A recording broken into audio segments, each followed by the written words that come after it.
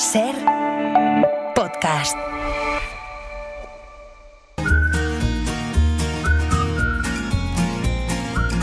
Hoy por Hoy Magazine.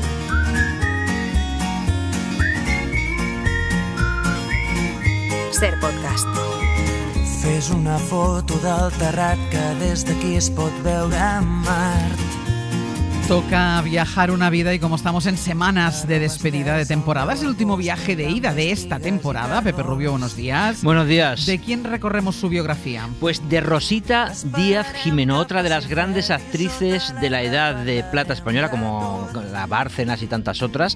De ella sabemos seguro que fue una gran estrella. Nos lo confirman el catedrático Juan Antonio Ríos Catalá, la sobrina de Rosita, Carmen Negrín, el historiador de cine Asier Gil y el periodista Javier Martín, que incluso la conoció personalmente.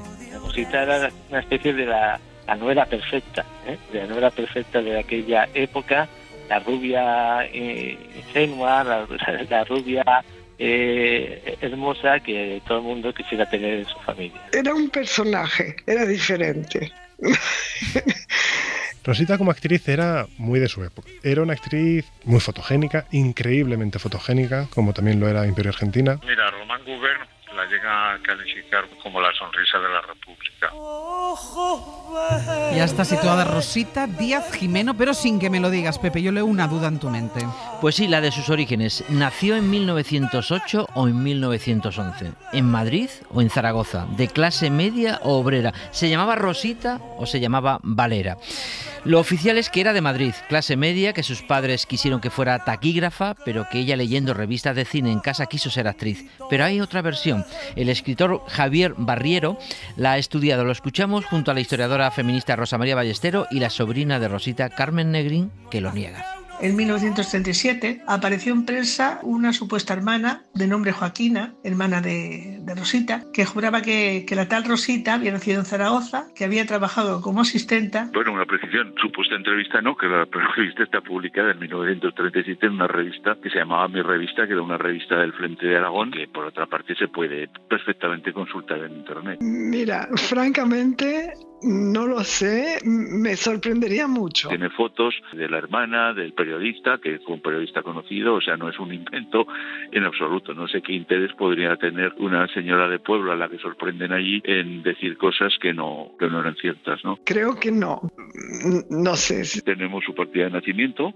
Según su hermana, tenía 3 hermanos, que Rosita servía en una casa de Zaragoza, que se iba a casar, que tenía novios y se iba a casar, pero que en un momento desapareció. Y el misterio está aún por resolver. ¿Pero hay alguna versión buena sobre los orígenes de Rosita Díaz Jimeno? De momento no.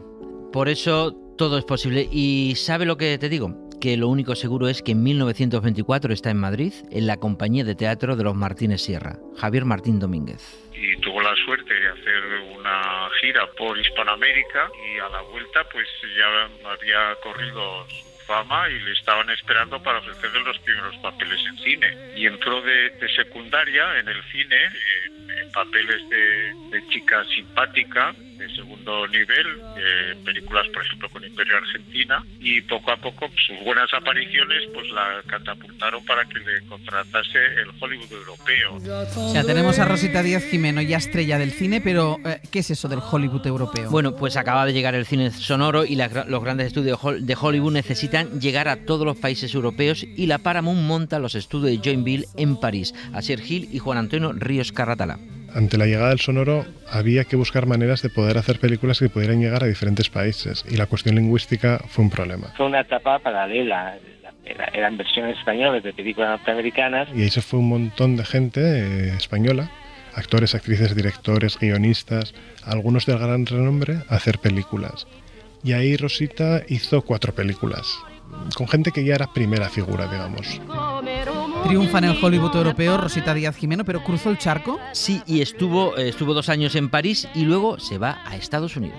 Ahí no solo está con algunas de las actrices importantes, están en Estados Unidos con ella, como Catalina Bárcenas, precisamente con la que había trabajado en el teatro, sino que además ahí conoce a algunos de los pesos pesados de Hollywood. Y una de las personas que era cercana a la colonia de españoles era precisamente Chaplin, que sí que tenía relación con Edgar Neville, precisamente.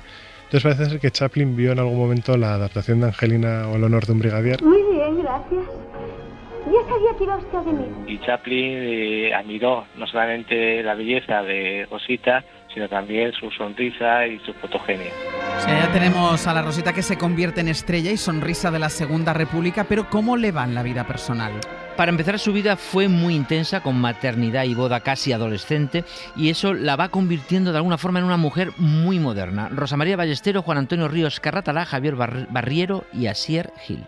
Un matrimonio que había durado 10 años con otra persona. Que se conocieron en el mundo teatral de Madrid. Tuvieron un hijo, Rosita además, es que era una cría. Creo que cuando tiene a su hijo debe tener 16 años. Y luego se divorció, lo cual también era excepcional en la época. Rosita era una mujer moderna de la época, que se atrevió a hacer algo insólito para las actrices de aquella época. Y hablaba, por ejemplo, a favor del voto para las mujeres, hablaba a favor del divorcio. Ella tiene una historia que nunca sabremos, que era la de su primer hijo, y tampoco sabemos qué había ahí. Entonces también es posible que ella tomara conciencia, ¿no?, de la situación de las mujeres en aquella época, y tuvo siempre una actitud muy progresista y una manera muy abierta de mirar al mundo. La Rosita Díaz Jimeno sería moderna hasta hoy. Sí, es que las mujeres de la Edad de Plata española eran muy libres y muy modernas, pero estaba por llegar el gran amor de su vida, el doctor Juan Negrín Jr., el hijo del que fuera el último presidente de la Segunda República. Así lo recuerda su sobrina Carmen Negrín. Era una relación muy impresionante para los niños, para mí como niña y a mi hermano, que siempre era el uno mirarse al otro y hacerse cumplimentos al uno y al otro. Es el mejor médico, es la mejor actriz, y nosotros mirábamos la admiración total del uno al otro. Pero ella estaba casada, ¿no? Y era madre. Sí, se divorció con la llegada de la Segunda República y con el tiempo Juan Negrín Jr. adoptaría como propio al hijo de Rosita. Pero no vayamos al futuro, porque en 1936 Rosita Jimeno vuelve para rodar la película El genio alegre.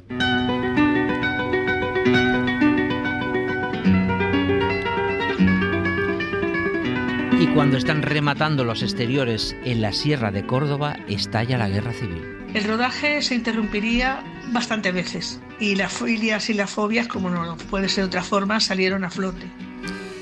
Intuyo tragedia, Pepe. Sí, porque su compañero de reparto, Fernando Fernández de Córdoba, que 3 años después daría con su voz este parte. En el día de hoy, cautivo y desarmado el Ejército Rojo, han alcanzado las tropas nacionales sus últimos objetivos militares.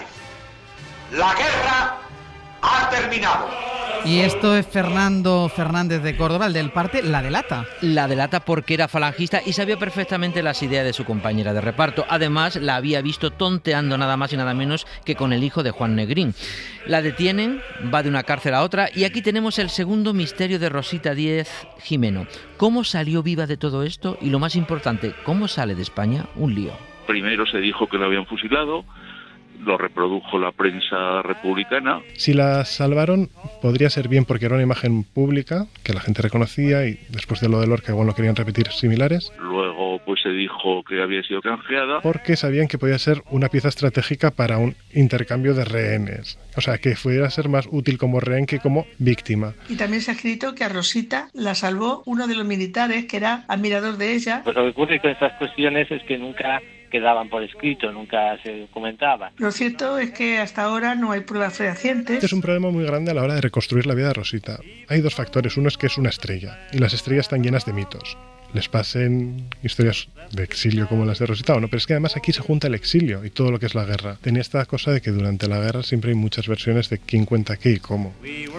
Auténtico culebrón. ¿Hay alguna versión que pueda ser verdad? La verdad que tras hablar con muchos expertos en Rosita Díaz Jimeno, la teoría más fiable tiene que ver con la presión de las productoras americanas y el poder de su suegro, Juan Negrín, que pudo facilitar un canje por Ramón Serrano Suñer. Ahí está el tema, ¿no? El caso es que Rosita salió vía Hollywood y volvió. Javier Martín. Marcharse de nuevo a Hollywood y hacer allí otra película que parece que le iba a consagrar ya definitivamente al otro lado del Atlántico, pero que después de realizarla, La vida bohemia, basada en una ópera de Puccini, Rosita, que es una persona inquieta y con una capacidad increíble de moverse y de ser fiel a lo que ella quiere, pues se vuelve a Francia a ver a su hijo y de allí entra en Barcelona a buscar a su novio, a Juan Negrín Jr., con el que acaba casándose en los últimos días de la República, cuando prácticamente ya está todo perdido, ¿no? Rosita es una caja de sorpresas. Sí, la verdad, y una vida apasionante. El primer destino del ya matrimonio Negrín-Rosita es México. Allí rueda su último gran éxito cinematográfico. Yo he robado a ese hombre a Dios porque él también me quiere. Yo lo he arrancado de su amor divino. Es en el exilio mexicano donde rueda Pepita Jiménez y se le relaciona con grandes personalidades, pero en España sus películas ya no las querían. El inicio de ese Pepita Jiménez le fue muy bien. Lo que no fue tan bien fue la segunda película ya sobre la vida de Goya y la tercera donde hacía de sirena en Acapulco, que eso ya fue el final de su carrera cinematográfica. Y su significación con la República fueron definitivos para que no tuviera, digamos, éxito en el cine. Él pedía presentar las películas en nuestro país y esta situación pues frenó a los productores. La industria cinematográfica española, y más después de la guerra, era penosa. En cambio, México era la gran capital del cine en español. Entonces, de repente encontrarse con todos esos directores fantásticos. Y en sus relaciones, que fueron muy amplias y muy interesantes, con personajes pues como Calder, Frida Kahlo. Con quien sí tuvo relación, pero porque ya la tenía de antes, era con Buñuel. Incluso se llegó a rumorear que pudo haber un romance de nuevo. Pero esto de Buñuel suena un poco a mitología de cine. Totalmente, otro mito. Rosita Díez Jimeno se instaló definitivamente tras el paso por México en Nueva York. Allí su marido, Juan Negrín Jr., era un prestigioso neurocirujano y ella hace un poco de teatro, pero sobre todo da conferencias. Juan Antonio Ríos Carratalá y Javier Martín. Y allí ella fue tremendamente activa en todo lo relacionado con la difusión de la cultura española en Estados Unidos, llegando a colaborar con varias universidades norteamericanas en distintas actividades culturales. Fue una especie de embajadora muy activa de la cultura española en Estados Unidos. De lo cual ella estaba realmente muy orgullosa. ¿Y cómo era ella? ¿Cómo era Rosita Díez Jimeno en las distancias cortas? Pues quien mejor nos lo cuenta, además muy bien, es su sobrina Carmen Negrín. Era un poco excepcional, ¿no? Tan independiente, tan feminista, guapísima. Cuando ella estaba, se sabía que estaba. Era así como una luz que entraba y siempre llevaba sobre ella algo que era español, una peineta o lo que fuera, pero siempre una anécdota. Hombre iba vestida de rosa. Pues estaba con un vestidito, una blusa y sus zapatos rosados.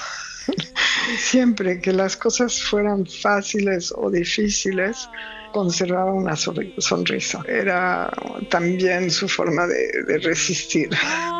E imagino que durante la dictadura tampoco pudo volver a España. Ser la nuera de Juan Negrín, el último presidente de la Segunda República, le puso la cruz de por vida profesional y personalmente. Sí que venía a Francia porque el matrimonio tenía una casa en la Costa Azul francesa, en Juan-les-Pins. Con un jardín grande, estaba a 100 metros de la playa, que además años después ella también estuvo viviendo en esa casa y sus hijos, su hijo y sus nietos. ¿Y ya en democracia sí que vino a España? Siempre tuvo España en su cabeza, la verdad, y vino en los 80 porque su marido, Juan Negrín Jr., le dieron el doctor honoris causa de la Universidad de Barcelona y a ella, Tierno Galván, un homenaje en Madrid, donde dijo estas palabras sobre cómo le gustaría volver a España. Me gustaría mucho que sí tuviese alguien, como han tenido ahora interés para e incluirme a mí en él, que quieran, deseen que yo vuelva a España. Eso es lo que quisiera, pero estoy un poco reacia a ir por mi propia cuenta porque quisiera ser aceptada y quisiera, si era posible, que la iniciativa partiese de mi tierra. Qué bueno. ¿Y dónde muere Rosita Díez Jimeno?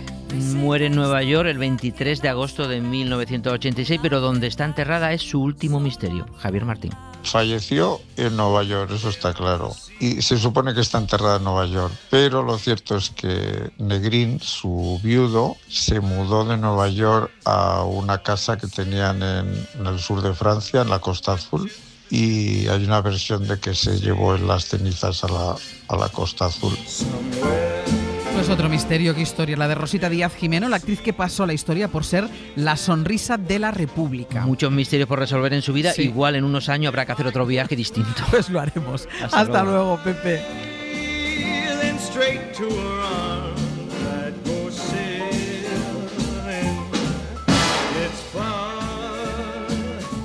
Beyond the a star, it's near beyond the moon. Para no perderte ningún episodio, síguenos en la aplicación o la web de la SER, Podium Podcast o tu plataforma de audio favorita.